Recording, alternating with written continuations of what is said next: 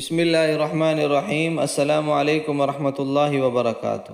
امید کرتا ہوں آپ سب خیریت سے ہوں گے، اور دعا ہے اللہ ہم سب کی پریشانیوں کو، مشکلات کو، بیماریوں کو دور فرمائے۔ خاص طور پر ان دوستوں کے لیے دعا ہے جو ہمارے وظائف کو سنتے ہیں، ہماری ویڈیو کو دیکھتے ہیں۔ اللہ تعالیٰ ان کی پریشانیوں کو، مشکلات کو دور فرمائے، ان کی نیک حاجات کو پورا فرمائے، اور ان میں سے جو بیمار ہیں اللہ ان کو صحت کاملہ عاجلہ عطا فرمائے۔ تو دوستو، آج کی ویڈیو میں آپ کو ایک بڑے مسئلے کے بارے میں وضاحت کے ساتھ بتانا چاہتا ہوں۔ بہت سے دوست ہم سے سوال کرتے ہیں کہ ہمارے پاس جو جیب میں موبائل ہے اس میں قرآن پاک ہے، یا کچھ آیات ہیں، یا کچھ دعائیں ہیں، یا اللہ تعالیٰ کے نام ہیں، تو آیا ہم جس وقت واش روم جاتے ہیں کیا ساتھ لے کر جا سکتے ہیں یا نہیں؟ دوستو، یہ ایک سوال ہے جس کا بتانا لازمی ہے، تو ہم آپ کو آج کی اس ویڈیو میں یہ مسئلہ بتائیں گے، اور آپ نے خود بھی سمجھنا ہے اور دوستوں کو بھی شیئر کرنا ہے تاکہ ان کو بھی یہ مسئلہ سمجھ میں آ جائے۔ شیخ عبداللہ المطلق سعودی عرب کے بڑے علماء کی کمیٹی کے رکن ہیں۔ ان کا شمار فی البدی اور فوراً فتویٰ دینے کے حوالے سے مشہور ترین علماء میں ہوتا ہے۔ پرمزاح طبیعت کی وجہ سے عوام میں ایک خاص مقام رکھتے ہیں۔ براہ راست پروگراموں میں ان سے پوچھے گئے سوالات کے جواب سننے کے لائق ہوتے ہیں۔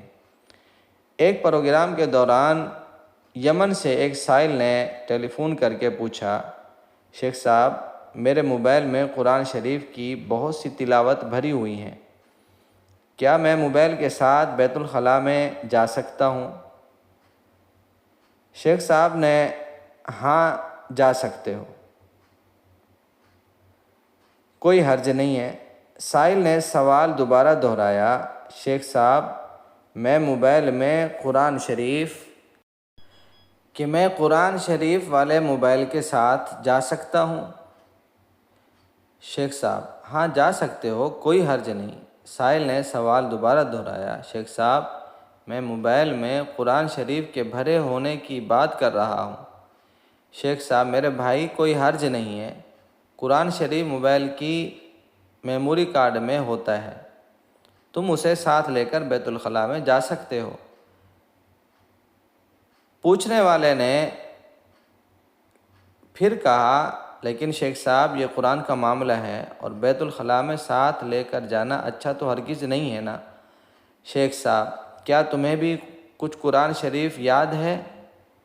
سائل، جی شیخ صاحب، مجھے کئی صورتیں زبانی یاد ہیں۔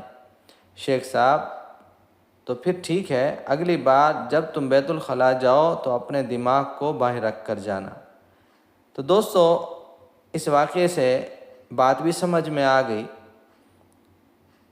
کہ ہمارے موبائل کے اندر قرآن پاک جو ہوتا ہے تو ہم اس موبائل کو اپنے ساتھ لے کر بیت الخلاء میں جا سکتے ہیں۔